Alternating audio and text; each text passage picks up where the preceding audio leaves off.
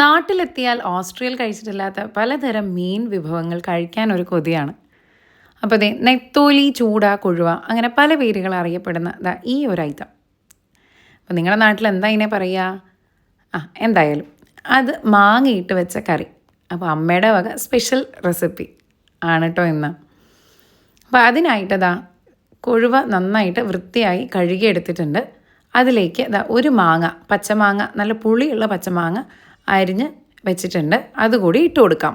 ഇനി നമുക്ക് ഇതിലേക്ക് ചേർക്കാനുള്ള അരപ്പ് തയ്യാറാക്കാം. അപ്പോൾ അതിനായിട്ട് ഒരു തേങ്ങ ചെരുകിയത് മിക്സിയുടെ ജാറിലേക്ക് ഇട്ട് കൊടുത്തിട്ടുണ്ട്. ഇനി ഇതിലേക്ക് ചേർക്കാനുള്ള മസാലപ്പൊടികൾ ചേർത്ത് കൊടുക്കാം.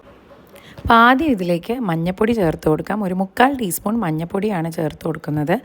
അടുത്തതായിട്ട് മല്ലിപ്പൊടി, ഒരു 2 ടേബിൾ സ്പൂൺ മല്ലിപ്പൊടി ചേർത്ത് കൊടുക്കാം. അപ്പോൾ അടുത്തതായിട്ട് നമുക്കിതിലേക്ക് കാശ്മീരി മുളക് പൊടി ചേർത്ത് കൊടുക്കാം. അത് നിങ്ങളുടെ എരിവിനനുസരിച്ച് ചേർക്കണം. ഞാനൊരു 2.5 ടേബിൾ സ്പൂൺ കാശ്മീരി മുളക് പൊടിയാണ്. അപ്പോൾ അത്യാവശ്യം എരിവ് വേണ്ടുന്നവർക്ക് 2 ടേബിൾ സ്പൂൺ കാശ്മീരി മുളക് പൊടിയും 1 ടേബിൾ സ്പൂൺ സാധാ മുളക് പൊടിയും ചേർത്ത് കൊടുക്കാം. ഇനി ഇതിലേക്ക് ഒരു 3/4 കപ്പ് വെള്ളം കൂടി ഒഴിച്ചിട്ട് നല്ലതുപോലെ ഒന്ന് അരച്ചെടുക്കാം. ഇതിപ്പോൾ ഞാൻ അരച്ച് കൊണ്ടുവന്നിട്ടുണ്ട്. ഇനി ഈ അരപ്പ് നമ്മൾ എടുത്തു വെച്ചിട്ടുള്ള മീനും മാങ്ങയിലേക്കും ഒഴിച്ചു കൊടുക്കാം. ഇനി അതിലേക്ക് മീൻ വേവാൻ ആവശ്യത്തിനായിട്ടുള്ള വെള്ളം കൂടി ഒഴിച്ചു കൊടുക്കാം. അപ്പോൾ ഞാനൊരു 1.25 കപ്പ് വെള്ളമാണ് ഇതിലേക്ക് ഒഴിച്ചു കൊടുത്തിട്ടുള്ളത്. ഇനി ആവശ്യത്തിന് ഉപ്പ് കൂടിയിട്ട് ഒന്ന് ഇളക്കി നമുക്കിത് അടപ്പത്ത് വെച്ച് വേവിക്കാൻ വയ്ക്കാം. അപ്പോൾ മീൻകറി ഒന്ന് തിളച്ച് വരുമ്പോഴത്തേക്കും ഇതിലേക്ക് ഒരു 3-4 അല്ലി വെളുത്തുള്ളി ഇട്ട് കൊടുക്കാം. അതിനൊപ്പം തന്നെ ഒരു പച്ചമുളക്, 1-2 പച്ചമുളക് നെടുകെ കീറി അതുകൂടി ഇട്ട് കൊടുക്കുന്നുണ്ട്.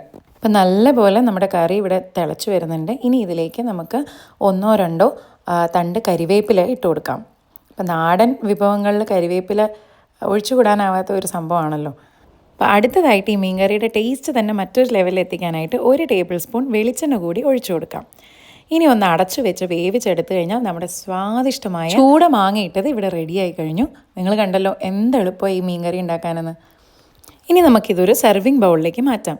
അപ്പോൾ പുളിയൊക്കെ ഇഷ്ടമുള്ളവർക്ക് ചോറിൻ്റെ കൂടെ കഴിക്കാൻ ഒരു അടിപൊളി കറിയാണ് കേട്ടോ ഇത്. നെത്തോലി മാത്രമല്ല കേട്ടോ, അയലയൊക്കെ ഇതുപോലെ മാങ്ങയിട്ട് വെക്കാൻ അടിപൊളിയാണ്. അപ്പോൾ എന്തായാലും നിങ്ങൾ ഇത് റെസിപ്പി ഒന്ന് ട്രൈ ചെയ്ത് നോക്കണേ. അപ്പോൾ ഈ റെസിപ്പി ഇഷ്ടപ്പെട്ടെങ്കിൽ കമൻറ്റ് ചെയ്യാനും അതുപോലെ തന്നെ നിങ്ങളുടെ ഫ്രണ്ട്സിനും ഫാമിലിക്കും ഒക്കെ ഒന്ന് ഷെയർ ചെയ്ത് കൊടുക്കാനും മറക്കരുത്. അപ്പോൾ ഇതുപോലുള്ള വീഡിയോസിനായിട്ട് എൻ്റെ ഈ ചാനൽ ഒന്ന് സബ്സ്ക്രൈബ് ചെയ്യും. കൂടെ അതിൻ്റെ കൂട്ടത്തിലുള്ള ബെൽ ഐക്കൺ കൂടി ഒന്ന് ക്ലിക്ക് ചെയ്യുവാണെങ്കിൽ നെക്സ്റ്റ് ടൈം ഞാൻ വീഡിയോ അപ്ലോഡ് ചെയ്യുമ്പോൾ നിങ്ങൾക്ക് അതിൻ്റെ നോട്ടിഫിക്കേഷൻ കിട്ടുന്നതായിരിക്കും. അപ്പോൾ മറ്റൊരു വീഡിയോയുമായി നെക്സ്റ്റ് ടൈം കാണാം. അതുവരേക്കും ബൈ.